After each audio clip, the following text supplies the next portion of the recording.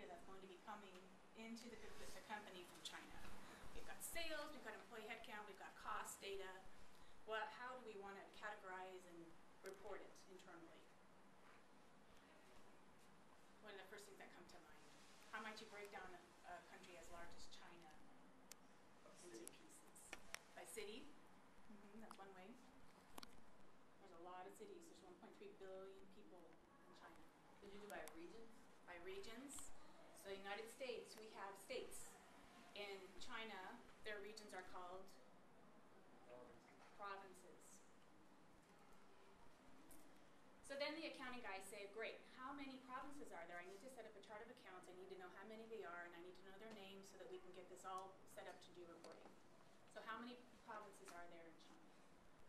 Does anyone have a computer with them? Maybe they can Google that. Anyone online? No? You're all paying full attention to me? Great. So let's just guess. How many? What's a guess? How many provinces? 75. 75. 1,000. You know better than that. It's a little smaller than that. What do we think it might be?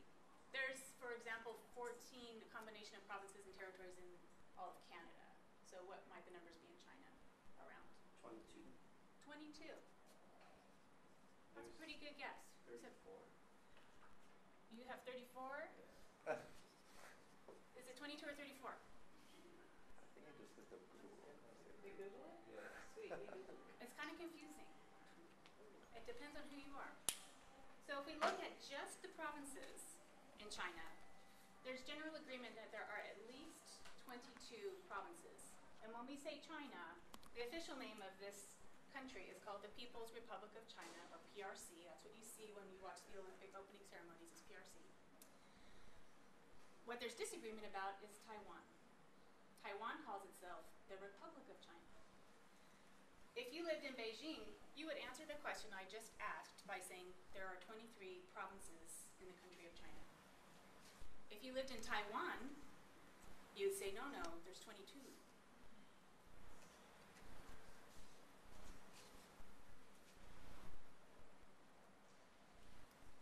But the accounting just wants to know how many there are, so you've got to make a choice. So let's just say, what? Well, I have a guy in Taiwan. So the first rep we hired and my lead person in this region is in Taiwan. So I'm going to say to the accounting department 23, but I'm going to tell him we're only counting 22. And so then you tell your boss and you give your boss this beautiful map. And he says, wait a minute, where's Hong Kong? Where's Tibet? We're missing a bunch of stuff here, go back and try this again. So you go back and try this again. And you get a different version of a map of the People's Republic of China, which looks a little more complicated. We've got our 22 or 23, depending on how you count them, provinces shown here in pink. We've got 5 autonomous regions. And autonomous is the English translation of whatever word they're using in Mandarin to define these regions. What do you think, how autonomous is Tibet? Not very. Not very. So the Chinese government calls Tibet an autonomous region in its country, but the area of that country is ruled by a chairman who actually reports to the Communist Party, and he controls all decision making in that particular region. What about municipalities? You can't really see these on the map, but China has decided that certain cities, Beijing included, are large enough and important enough to have equal votes in terms of all of these other provinces. So a city like Beijing is actually on the same footing from a political perspective as a province like Hunan. So there's 4 of those. And then there's 2 special administrative regions, Hong Kong and Macau. Now those countries, or those areas of China are actually quite independent and had operated as semi-independent countries up until the year 2000, operating under British rule, and now they operate under Chinese rule, but there is a pretty much of a hands-off situation here. So these 2 special administrative regions are managed very differently than what is called an autonomous region. You couldn't tell that by the way they're classified, though, by the labels that have been given to those regions. So now you going to tell your finance folks? What are you going to tell your boss? How are you going to break up the reporting of all of the activities going on in this country? Kind of confusing, huh? So you decide you're just going to say we've got 23 provinces, but you're not going to tell your guy in Taiwan. You've got 5 autonomous regions and 2 special administrative regions. You're just going to make a decision that the municipalities that are so critical from a reporting perspective can probably be rolled up safely inside the provinces. And so let's say you go and you have lunch with your lead guy in Taiwan because you got this set up here. Now you need to go spend some time in region. And you tell him how you're setting things up, but you just mentioned the 22 provinces. But he understands that there's probably an interest in having it set up as 23 provinces. And so he says, let me tell you a little bit about my country. My country is the Republic of China. Taiwan is a sovereign nation. And not only are we a sovereign nation, but we believe that we actually control China. In the mind of a Taiwanese government official, all of what is currently China is under the control of Taiwan. Not only that, parts of Japan, India, Afghanistan, Pakistan, Russia, the Taiwanese government believes that they actually control those regions. Now what do?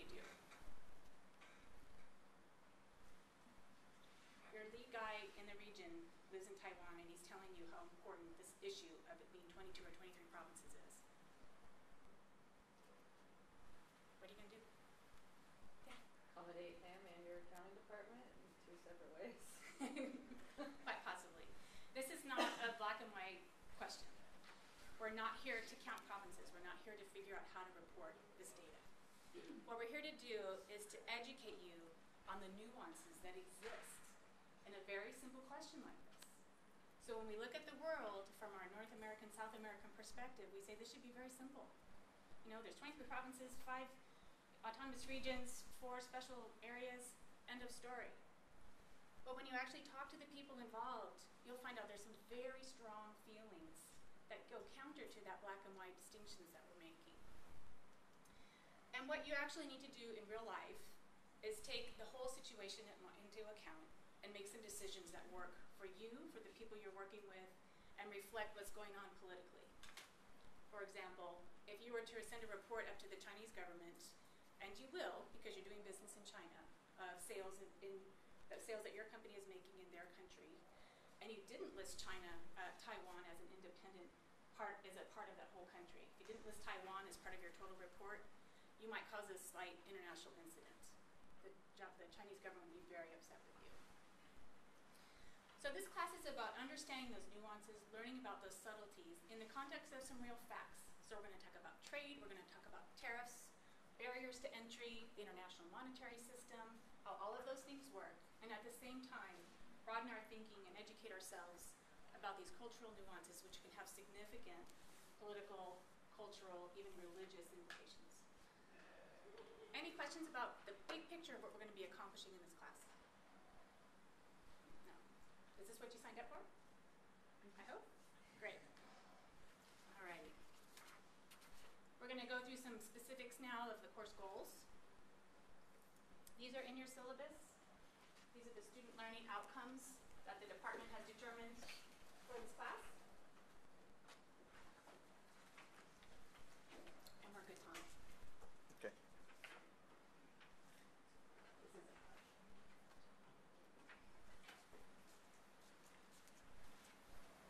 So first, you're going to not just evaluate and analyze one opportunity, you're going to evaluate and analyze many. We'll find great examples in the textbook,